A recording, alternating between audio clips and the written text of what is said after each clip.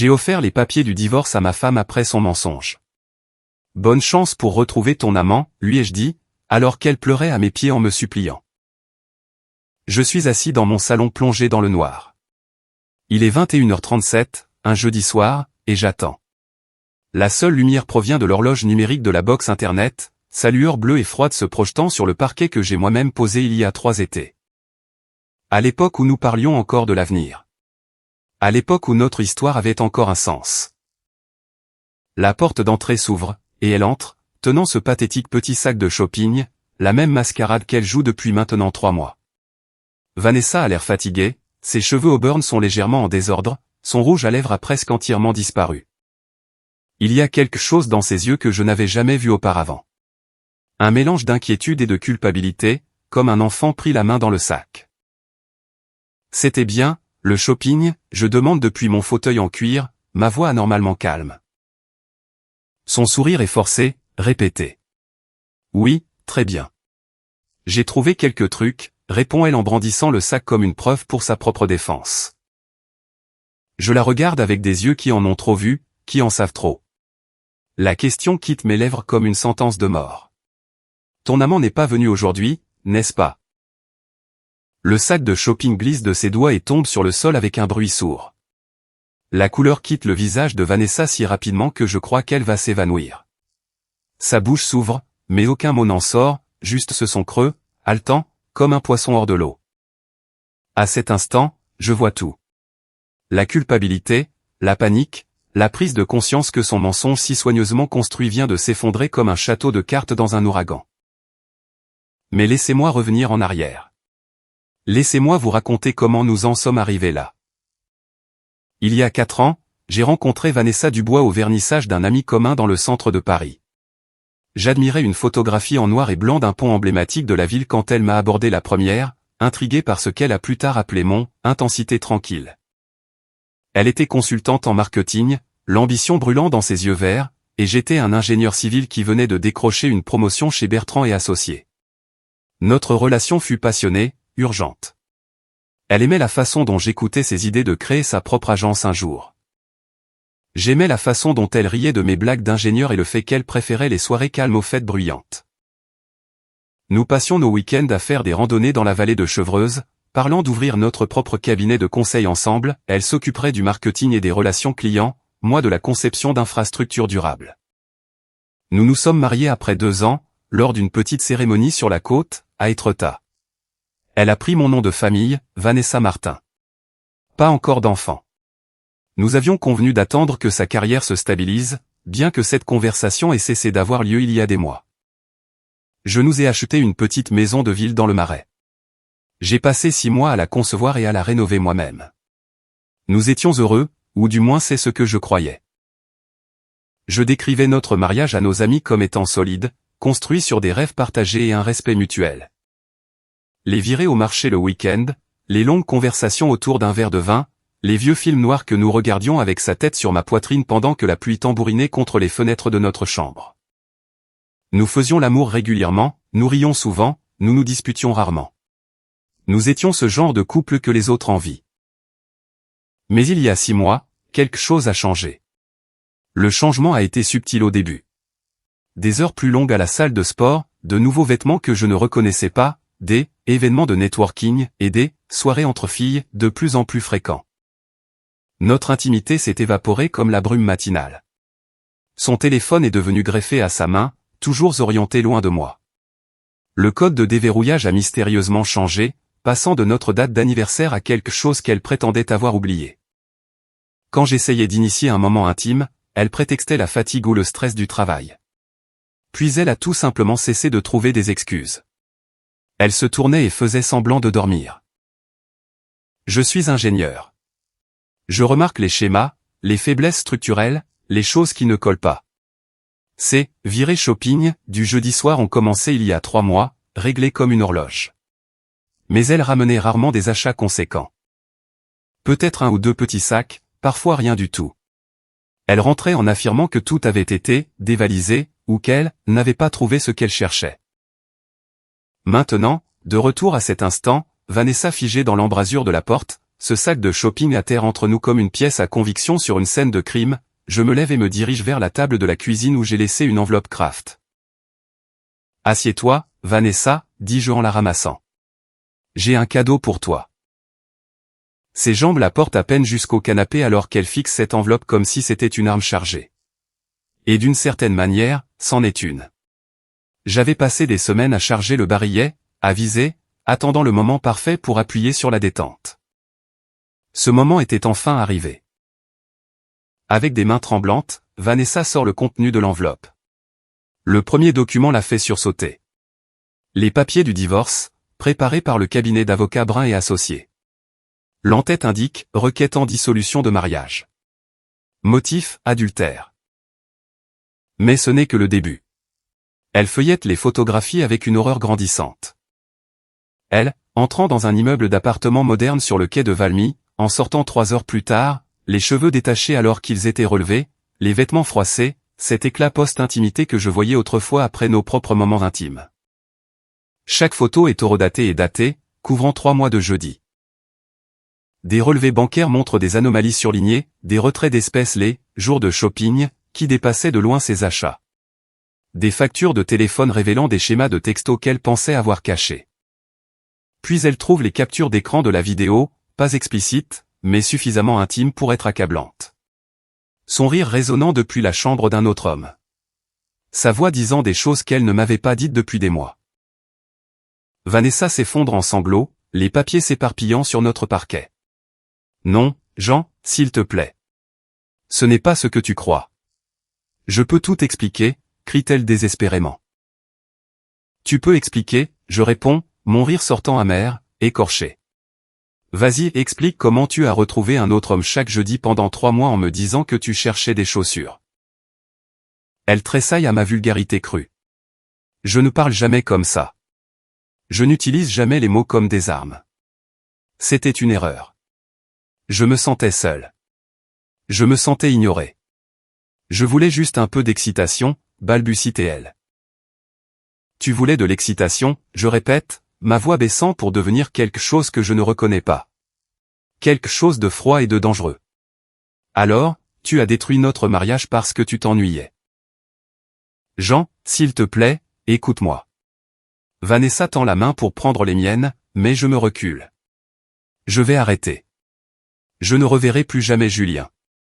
On peut aller voir un conseiller. On peut arranger ça. Non, je réponds fermement. Si tu m'aimais, tu ne m'aurais pas trahi chaque semaine pendant 3 mois. Elle supplie maintenant, les promesses coulant de ses lèvres comme l'eau d'un barrage brisé. Elle fera n'importe quoi, changera tout, deviendra la femme que je mérite. Mais je n'écoute plus. Mon esprit est retourné 4 semaines en arrière, au moment où j'ai cessé d'être un mari confiant pour devenir toute autre chose. C'était un jeudi soir. Vanessa avait attrapé son sac et annoncé une autre virée shopping avec cette nonchalance étudiée qui commençait à sonner faux. J'avais levé les yeux de mon ordinateur portable et souri. Un sourire qui n'atteignait pas mes yeux. Amuse-toi bien, chérie. Prends ton temps, avais-je dit. Quelque chose avait vacillé sur son visage avant qu'elle ne se reprenne et ne m'embrasse sur la joue. Ce baiser avait le goût de la trahison, comme une offrande de Judas que j'étais trop naïf pour reconnaître à l'époque. Cette nuit-là, je ne pouvais plus ignorer les schémas. J'ai cherché des détectives privés en ligne jusqu'à ce que mes yeux me brûlent, pour finalement choisir Raymond Fournier, un ancien détective de la police nationale avec 20 ans d'expérience et une discrétion garantie. Nous nous sommes rencontrés le lendemain dans un café de Belleville. Raymond était direct, comme seuls les ex-flics peuvent l'être. La plupart du temps, le client sait déjà. Il a juste besoin de preuves, m'a-t-il dit. L'enquête a duré 2 semaines. Les premiers rapports étaient banals et presque rassurants. Des séances de sport qui avaient bien eu lieu, des déjeuners avec des collègues féminines que je pouvais vérifier, des réunions de travail légitimes. Je me sentais stupide, presque coupable de l'avoir soupçonné. Peut-être que la distance entre nous n'était qu'une phase normale du mariage, des crises de croissance que tous les couples traversent. Puis le jeudi est arrivé. Le rapport de Raymond a tout changé. Sujet à dévier de sa destination déclarée à 18h42. Suivi jusqu'à l'adresse résidentielle, 84 quai de Valmy, appartement 4B. Resté à l'intérieur pendant 2h17. Locataire enregistré, Julien Moreau, 29 ans, photographe freelance. Je me souviens avoir fixé ce rapport jusqu'à ce que les mots deviennent flous. 2h17 dans l'appartement d'un autre homme. Pendant que j'attendais à la maison, me demandant probablement pourquoi elle mettait tant de temps à trouver des chaussures qui n'existaient pas, j'ai demandé des photos de surveillance. Le jeudi suivant, Raymond m'a livré des images qui ont brisé ce qui restait de ma confiance naïve. Vanessa entrant dans l'immeuble à 18h45, confiante et empressée. Vanessa sortant à 21h10, transformée, les cheveux détachés, le rouge à lèvres disparu, les vêtements légèrement froissés, se déplaçant avec la satisfaction langoureuse d'une femme qui venait d'être aimée comme il se doit. Cette nuit-là, elle est rentrée joyeuse et affectueuse, m'a embrassé distraitement, a dit que le shopping avait été formidable, bien qu'elle ne portait qu'un petit sac d'une pharmacie. Raymond a suggéré des preuves vidéo pour la procédure de divorce, mais j'en avais assez entendu. J'ai payé sa dernière facture et mis fin au contrat. Si je voulais voir jusqu'où allait cette trahison, je devrais finir le travail moi-même. De retour au présent, Vanessa est toujours en train de supplier à travers ses larmes, promettant n'importe quoi pour sauver ce qu'elle a déjà détruit. Mais ces promesses ne m'intéressent plus.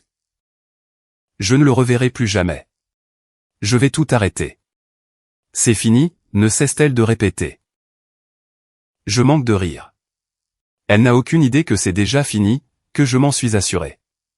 Mais je ne suis pas encore prêt à lui dire cette partie de l'histoire. J'ai décidé d'obtenir la preuve vidéo moi-même. Non pas que je ne faisais pas confiance au professionnalisme de Raymond, mais parce que j'avais besoin de voir toute l'étendue de sa trahison de mes propres yeux. J'avais besoin de comprendre exactement ce que je perdais et ce que j'étais prêt à faire à ce sujet. J'ai passé 2 jours à repérer l'immeuble de Julien, me faisant passer pour un locataire potentiel intéressé par le quartier. Le bâtiment était ancien, avec une sécurité médiocre et un escalier de secours accessible menant au balcon du 4e étage. L'appartement 4B ne donnait pas sur la rue. Une intimité parfaite pour ce qu'il faisait. Un accès parfait pour ce que je projetais. Le jeudi suivant, il y a 3 semaines maintenant, je me suis fait porter malade au travail. À 18h45, vêtu de vêtements sombres et mon téléphone à la main, j'ai grimpé cet escalier de secours, le cœur battant si fort que j'étais sûr que quelqu'un l'entendrait résonner dans la ruelle. Les barreaux métalliques étaient glissants à cause du brouillard du soir, et j'ai failli glisser 2 fois. La porte du balcon de Julien n'était pas verrouillée, arrogante et négligente, comme tout ce que j'allais découvrir sur lui plus tard. À travers les rideaux entr'ouverts, je pouvais déjà les entendre à l'intérieur. Son rire, celui que j'aimais tant, résonnait clairement dans l'air du soir. J'ai installé mon téléphone sur la rambarde du balcon, orienté à travers l'ouverture des rideaux, et j'ai appuyé sur enregistrer. Pendant 12 minutes angoissantes, je suis resté là, dans le froid du soir parisien, à regarder ma femme avec un autre homme à travers l'objectif d'une caméra. 12 minutes de passion et d'intimité qu'elle ne m'avait pas montré depuis des mois, sa voix appelant son nom, son corps répondant à son contact, son abandon total au plaisir avec quelqu'un qui n'était pas son mari. Je suis redescendu, les mains tremblant si violemment que j'ai failli tomber du palier du 3e étage. Dans ma voiture, j'ai regardé la vidéo une seule fois. Je n'avais pas besoin de la revoir. Les images étaient gravées dans mon cerveau pour toujours, se rejoignant avec des détails saisissants chaque fois que je fermais les yeux. Mais quelque chose avait changé pendant ces 12 minutes sur ce balcon. La trahison dont j'avais été témoin à travers cet objectif m'avait transformé, passant d'un mari au cœur brisé à quelque chose de tout à fait différent. Il ne s'agissait plus seulement de mettre fin au mariage. Il s'agissait de s'assurer qu'ils comprennent tous les deux le poids de ce qu'ils avaient fait. J'ai commencé à faire des recherches sur Julien Moreau. Les réseaux sociaux ont révélé un photographe freelance vivant de contrats précaires, financièrement instable, cherchant constamment le prochain projet rémunérateur. Pas de famille dans la région parisienne, peu d'amis proches, un solitaire qui avait déménagé à Paris il y a 2 ans, poursuivant un rêve artistique qui ne semblait manifestement pas se concrétiser. Il était exactement le genre de personne qui pouvait disparaître sans que personne ne le remarque pendant des semaines. J'ai créé un faux compte Instagram au nom de Développement Martin, SARL, me faisant passer pour une société immobilière ayant besoin de photographies de produits pour des biens haut de gamme.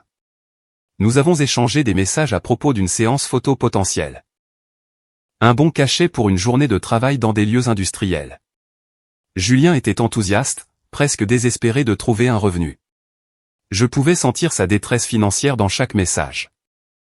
J'ai fixé un rendez-vous pour une consultation ce jeudi soir passé, exactement 2 semaines après avoir enregistré cette vidéo, à 19 h, dans un entrepôt abandonné de la zone industrielle près du canal Saint-Denis. Parfait pour l'esthétique urbaine que nous recherchons, lui ai-je dit par message. Julien a accepté immédiatement, calculant probablement combien de loyer ce travail pourrait couvrir. Pendant ce temps, je préparais méticuleusement la bataille juridique à venir.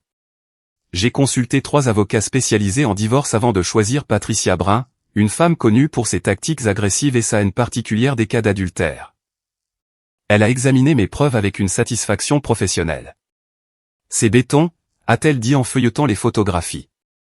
Elle n'obtiendra rien de plus que ce que la loi exige. J'ai tout documenté sous la direction de Patricia, chaque achat, chaque mensonge, chaque schéma de texto suspect. J'ai légalement transféré nos actifs communs sur des comptes individuels, mis en boîte les documents importants et retiré discrètement les objets sentimentaux de la maison. Vanessa était trop distraite par sa liaison pour remarquer que sa vie était systématiquement démantelée. J'ai aussi fait quelque chose dont je ne me serais jamais cru capable. J'ai commencé à étudier comment les gens disparaissent, des recherches nocturnes sur des affaires de personnes disparues, des disparitions non résolues, des forums sur le true crime discutant du genre de personnes qui s'évanouissent sans laisser de traces. J'ai appris que la plupart des affaires se refroidissent parce qu'il n'y a pas de corps, pas de témoins, pas de pistes numériques menant quelque part de concluant. Les gens disparaissent quand ils sont isolés, quand personne ne s'attend à avoir de leurs nouvelles régulièrement, quand ils n'ont pas de routine dont les autres dépendent. Des gens comme Julien Moreau.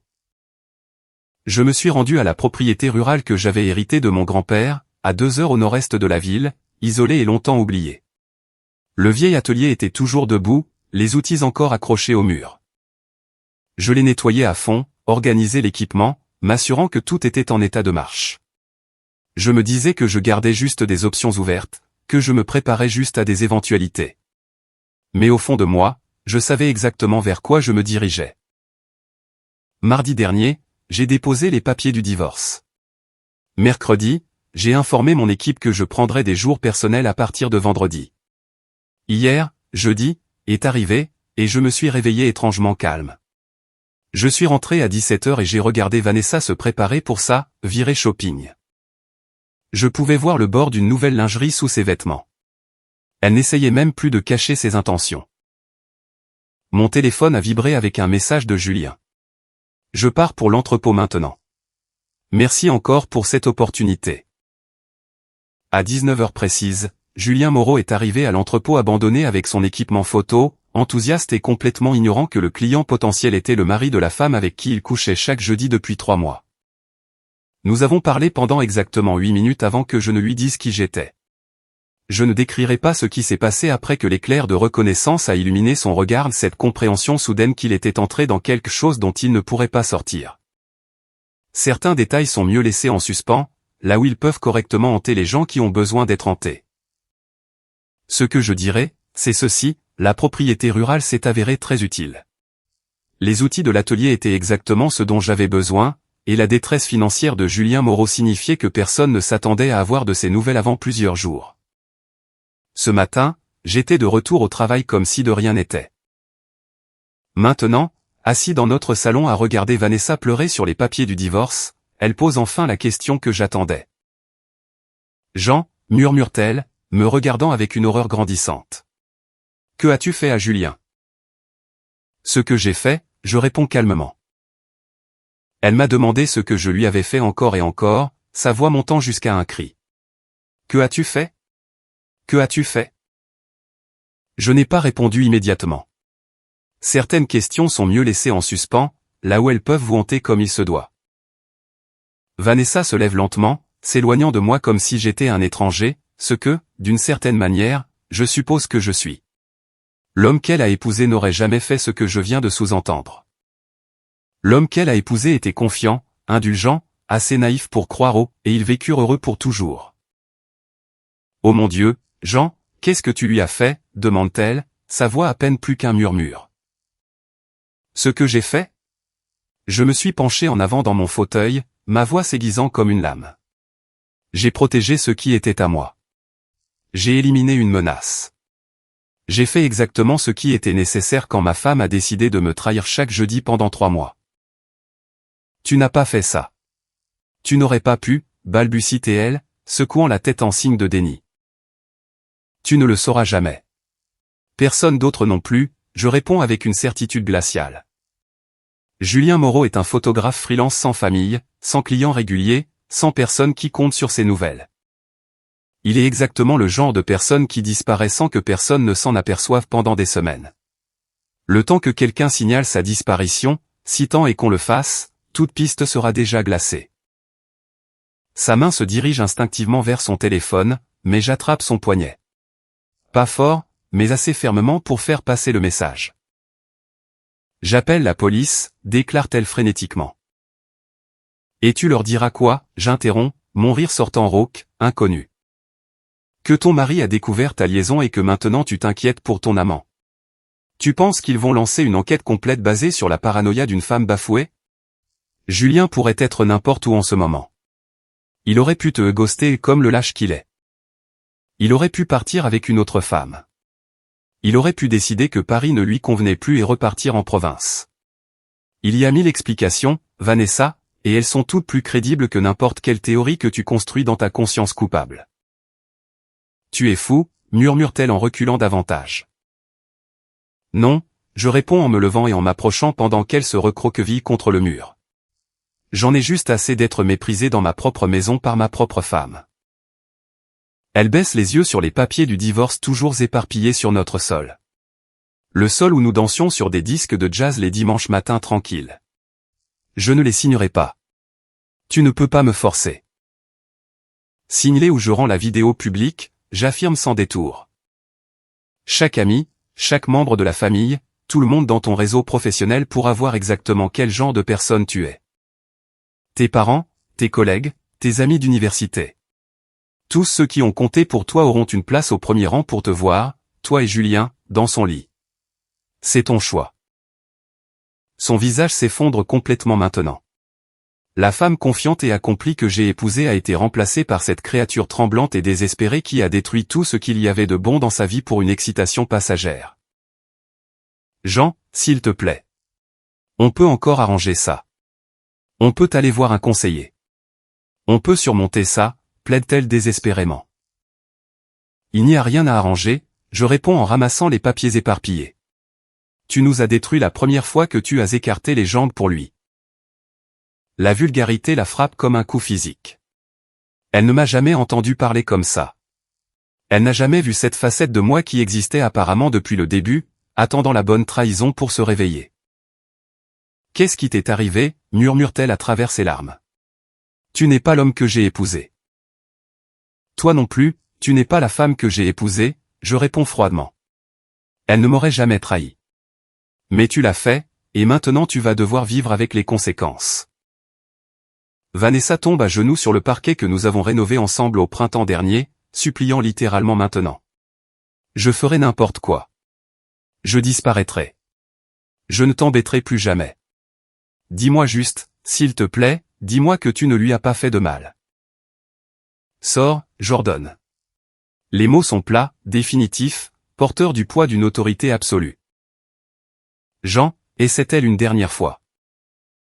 Sors, je rugis, faisant trembler les cadres sur les murs, des photos de notre mariage, de notre lune de miel, de tous les moments heureux qu'elle a empoisonnés avec sa trahison. Signe les papiers ou je détruis ce qu'il reste de ta vie pathétique. Ce sont tes seules options. Patricia livrera des copies ou que tu loges demain matin. Tu as 48 heures. Elle se relève en hâte, attrapant son sac à main avec des mains qui ne cessent de trembler. À la porte, elle se retourne une dernière fois. Et je vois quelque chose qui pourrait être un remords sincère. Trop peu, trop tard. Si tu lui as fait du mal, si tu as fait quelque chose à Julien, ils le découvriront. Ils finissent toujours par le découvrir, dit-elle avec une conviction désespérée. Je me suis déjà détourné, prenant la télécommande comme si elle avait cessé d'exister. Un vieux film de Bogart passe sur la chaîne de classiques. Un que nous regardions ensemble, blottis sur ce même canapé à l'époque où nous croyions encore à l'éternité. Au revoir, Vanessa. J'espère que l'excitation en valait la peine, dis-je sans la regarder. La porte claque derrière elle, et le son résonne dans la maison vide comme un coup de feu. Je me rassois dans mon fauteuil en cuir, regardant Humphrey Bogart allumer une cigarette à l'écran.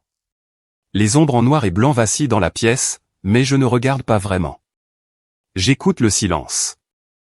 Le silence profond et assourdissant d'une maison qui abritait autrefois l'amour et qui ne contient plus que le fantôme de ce que j'étais.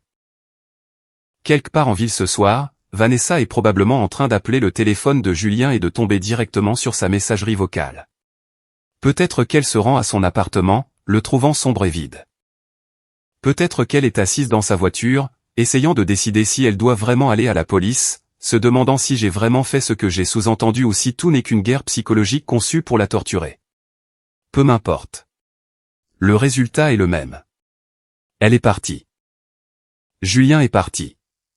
La vie que j'ai construite avec elle est partie. Et je suis exactement là où j'ai choisi d'être, seul dans une maison qui ressemble à un mausolée, à regarder de vieux films sur des hommes qui commettent des crimes parfaits et qui se délitent lentement en attendant d'être attrapés. Je pensais que ces histoires étaient irréalistes. Maintenant, je les comprends parfaitement. Les semaines qui suivent notre confrontation se déroulent. Vanessa signe les papiers du divorce dans les 48 heures. Ma menace de rendre la vidéo publique s'avère plus efficace que n'importe quelle contrainte légale. Patricia Brun gère la procédure avec une efficacité redoutable, s'assurant que chaque détail est réglé, chaque faille comblée. Le contrat de mariage sur lequel j'avais insisté il y a 4 ans, que Vanessa trouvait peu romantique à l'époque, la prive de toute prétention sur mes biens, ma propriété, ma retraite, mes revenus futurs. Elle obtient le strict minimum exigé par la loi française et pas un centime de plus. Patricia sourit en me montrant les documents finaux du règlement. Elle aurait dû y penser avant de décider de jouer à la maison avec un photographe, remarque-t-elle avec une satisfaction professionnelle. Par l'intermédiaire de Patricia, j'apprends que Vanessa a perdu du poids, a l'air hagard et ne dort pas bien. Elle a essayé de m'appeler des dizaines de fois dans les premières semaines après cette nuit de jeudi. J'ai bloqué son numéro après le 5e message vocal. Elle s'est présentée une fois à la maison vers minuit, frappant à la porte et criant mon nom. J'ai appelé la police pour violation de domicile. Elle n'est jamais revenue. Au travail, je maintiens un professionnalisme parfait. Personne ne connaît la véritable histoire de mon divorce, juste que cela s'est passé rapidement et que je semble bien le gérer. Lorsque des collègues expriment leur sympathie ou leur curiosité, j'offre une explication simple et rodée. Nous nous sommes éloignés. Ça arrive parfois, leur dis-je. Ils supposent que c'était à l'amiable, que les deux parties ont tourné la page pacifiquement. Personne ne soupçonne l'obscurité qui se cache en dessous. Ma productivité s'améliore même. J'arrive tôt, je reste tard, je canalise les émotions qui me restent dans la conception de meilleurs ponts et d'infrastructures plus durables. Mon supérieur mentionne que mon potentiel de promotion n'a jamais été aussi bon. 2 semaines après le départ de Vanessa, 2 inspecteurs frappent à ma porte. L'inspectrice Sarah et l'inspecteur Michel Rodriguez, tous deux l'air fatigués et routiniers. Un voisin a demandé une visite de contrôle pour Julien Moreau après ne pas l'avoir vu depuis plusieurs semaines. Son appartement ne montre aucun signe de lutte, mais il n'a pas posté sur les réseaux sociaux, n'a pas répondu aux emails de clients, ne s'est pas présenté à des séances photos prévues. Il a tout simplement disparu. Les inspecteurs ont trouvé mon faux compte Instagram dans l'historique des messages de Julien, la conversation sur le travail de photographe, le rendez-vous prévu à l'entrepôt abandonné. Je joue mon rôle à la perfection. Calme, coopératif, convenablement confus. Oui, j'étais intéressé pour l'engager pour des portraits d'entreprise, j'explique. Je pensais que l'esthétique de l'entrepôt industriel pourrait convenir au nouveau projet de marque de notre société. Nous avions rendez-vous à 19h. Il n'est jamais venu. J'ai attendu environ 30 minutes, puis j'ai supposé qu'il avait planté ou trouvé un contrat mieux payé. J'ai supprimé le compte quand j'ai choisi un autre photographe. Saviez-vous que Monsieur Moreau avait une liaison avec votre femme, demande directement l'inspecteur Rodriguez. Mon ex-femme? Non, comment aurais-je pu savoir une chose pareille, je réponds sans hésiter. Le mensonge coule sans effort. Le rapport d'enquête de Raymond Fournier est protégé par le secret professionnel, et je ne mentionne jamais avoir engagé un détective privé. Les inspecteurs demandent à jeter un coup d'œil dans la maison. Je consens immédiatement, leur offrant même un café. L'endroit est propre, ordinaire, récemment redécoré. Rien d'incriminant nulle part. Il me remercie pour ma coopération et part. L'inspectrice Sarah me tend sa carte. Si vous pensez à autre chose qui pourrait nous aider, n'hésitez pas à nous appeler, dit-elle professionnellement. Je ferme la porte, et mes mains ne tremblent pas. Mon rythme cardiaque reste parfaitement stable. Je suis devenu quelqu'un qui peut mentir à la police sans ciller. L'enquête piétine en quelques semaines. Pas de corps, pas de témoins, pas de preuves d'actes criminels. Juste un photographe freelance avec un revenu instable et pas de famille proche qui a soudainement cessé de répondre à son téléphone. Son propriétaire finit par vider son appartement lorsque le loyer n'est plus payé. Ses comptes sur les réseaux sociaux deviennent inactifs. Il devient une autre statistique. Une autre personne disparue dont le dossier se refroidit dans les classeurs d'inspecteurs surchargés. Vanessa essaie de dire à la police qu'elle me soupçonne, mais elle n'a aucune preuve. Juste les accusations désespérées d'une ex-femme amère dont la propre infidélité a détruit son mariage. Les inspecteurs prennent note de sa déclaration mais ne la poursuivent pas sérieusement. Patricia me tient informé du comportement de plus en plus erratique de Vanessa. Ces théories folles ne font que saper sa propre crédibilité, me dit Patricia lors d'une de nos dernières réunions. J'ai appris par des connaissances communes que Vanessa a déménagé à Bordeaux, a pris un travail dans la vente après que sa carrière en marketing a implosé quand la rumeur de la liaison s'est répandue dans son réseau professionnel. Elle est seule, brisée, hantée par des questions qui ne trouveront jamais de réponse. Je devrais me sentir victorieux. J'ai tout gagné. J'ai gardé ma maison, mes biens, ma réputation. Elle a tout perdu, son mariage, sa carrière, sa position dans la communauté. Mais assis seul dans la maison que j'ai conçue pour deux, à regarder des films noirs dans le noir, je me sens vide. La rage qui m'a soutenu s'est consumée, ne laissant que des cendres. La police a cessé d'appeler il y a des mois. Les inspecteurs sont passés à des affaires avec de vraies preuves. Julien Moreau est devenu juste un autre nom dans la base de données des personnes disparues, classées et oubliées, et je suis devenu juste un autre homme divorcé vivant seul dans une maison trop grande pour une personne. Nous sommes tous devenus des fantômes à notre manière. 6 mois après la finalisation du divorce, je vis toujours dans la maison que j'ai conçue pour un mariage qui n'existe plus. Mais tout a changé. J'ai systématiquement supprimé toute trace de Vanessa. Les photographies, les meubles que nous avions choisis ensemble, même la machine à café coûteuse qu'elle aimait tant. L'espace est minimaliste maintenant. Stérile, comme moi. Le travail continue d'être mon refuge. La promotion est arrivée le mois dernier. Ma concentration extrême pendant la procédure de divorce a impressionné mes supérieurs, qui ont interprété mon dévouement comme de la résilience plutôt que comme une fuite.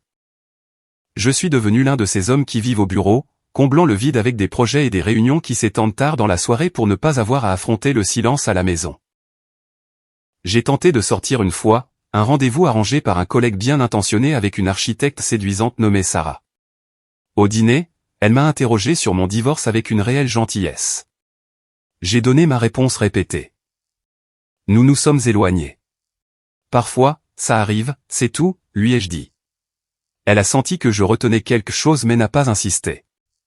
Après 3 rendez-vous, elle a gentiment suggéré que je n'étais pas prêt pour une relation. Je n'ai pas été en désaccord. Parfois, je reçois des nouvelles de Vanessa par des amis communs qui ne connaissent pas toute l'histoire. Elle gère maintenant une boutique de vêtements à Bordeaux. Sa carrière en marketing est détruite de façon permanente. Elle vit seule dans un studio. Pas de nouvelles relations. Ses réseaux sociaux, le peu qui en reste, montrent des sourires forcés et des citations inspirantes sur les secondes chances. J'ai arrêté de vérifier après quelques mois. L'affaire Julien Moreau reste officiellement non résolue. Classée. Rangée avec des centaines d'autres personnes disparues sans explication. Je ne suis jamais retourné à la propriété rurale de mon grand-père, bien que je ne l'ai pas vendue non plus. Elle est là, dans l'obscurité, se décomposant lentement, un monument aux choix faits et aux lignes franchies. Parfois, j'envisage de la brûler, d'effacer ce dernier lien avec ce qui s'est passé ce jeudi soir, mais je ne le fais pas. Peut-être qu'une partie de moi a besoin qu'elle existe, a besoin de la preuve physique de ce que je suis devenu capable de faire. Tard dans la nuit, quand l'insomnie frappe le plus fort, je me sers un whisky et je regarde ces vieux films noirs. Les protagonistes moralement ambigus, les femmes fatales, les hommes qui font des choix terribles pour des raisons compréhensibles. Je les regardais comme un divertissement. Maintenant, ils ressemblent à des confessions. Est-ce que je regrette ce que j'ai fait? Le divorce? Certainement pas. Vanessa méritait de perdre tout ce qu'elle avait construit avec moi. Mais l'autre chose, c'est plus compliqué. Ai-je vraiment franchi cette ligne ultime ce jeudi soir-là? Ou ai-je simplement laissé tout le monde croire que je l'avais fait, utilisant leurs suppositions comme une arme dans ma vengeance? Je connais la vérité. Mais je ne la dirai jamais à voix haute, ne l'écrirai jamais, ne la confesserai jamais, même dans l'intimité de mes propres pensées. Parce que certaines vérités, une fois reconnues, vous changent de manière irréversible. Et peut-être que j'ai déjà assez changé. Je finis mon whisky, j'éteins la télévision et je m'assois dans l'obscurité de ma maison vide. Dehors, la ville continue son cycle sans fin. Des gens qui tombent amoureux, se trahissent, se détruisent, se survivent. Mon histoire n'est qu'un fil dans cette vaste tapisserie indifférente. Demain, je me lèverai, j'irai travailler, j'existerai. Ce n'est pas le bonheur. Ce n'est pas la rédemption. C'est la survie. Un jour à la fois, portant le poids de ce que je sais, de ce que j'ai fait, de ce que je suis devenu. Parfois, je me demande si elle reste éveillée, se posant des questions sans réponse, hantée par des soupçons qu'elle ne pourra jamais prouver. Parfois, je me demande si Julien est en vie quelque part, caché, trop terrifié pour refaire surface. Mais la plupart du temps, je ne me pose aucune question. La plupart du temps, j'existe simplement dans cette maison que j'ai construite, dans cette vie que j'ai conçue, dans ce silence que j'ai mérité. On dit que le crime parfait est celui qui n'est jamais résolu. Ce qu'on ne mentionne jamais, c'est que la vraie punition n'est pas de se faire prendre, c'est de s'en tirer et de devoir vivre avec soi-même après. Est-ce que ça en valait la peine? Je ne sais toujours pas. Demandez-moi demain, ou le jour d'après, ou celui d'après encore.